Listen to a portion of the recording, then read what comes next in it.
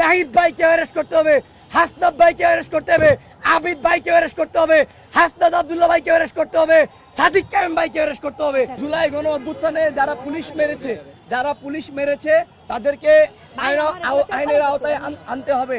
সেই ক্ষেত্রে বাংলাদেশে যতগুলো জুলাই বিপ্লবী আছে সবাই দোষী। বাংলাদেশের আপনার যতগুলো রাজনৈতিক দল আছে যারা জুলাই বিপ্লবে অংশগ্রহণ করেছিল সকলেরই দায়ভার নিতে হবে।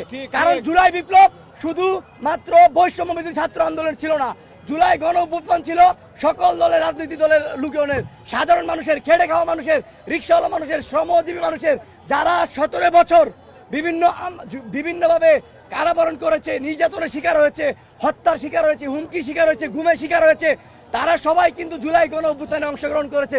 কাজে আমি আয়াস বলছি, যদি জুলাই গণ অভ্যুত্থানে আমাদের বিপ্লবীরা যারা সামনের সারিতে ছিল তাদেরকে হত্যার দায়ে যদি অ্যারেস্ট করতে হয় তাহলে সেই দায় আমাকে অ্যারেস্ট করতে হবে, নাহিদ ভাইকে অ্যারেস্ট করতে হবে, হাসনাত ভাইকে অ্যারেস্ট করতে হবে, আবিদ ভাইকে অ্যারেস্ট করতে হবে, হাসনাত আব্দুল্লাহ ভাইকে অ্যারেস্ট করতে হবে, সাদিক কায়েম ভাইকে অ্যারেস্ট করতে হবে।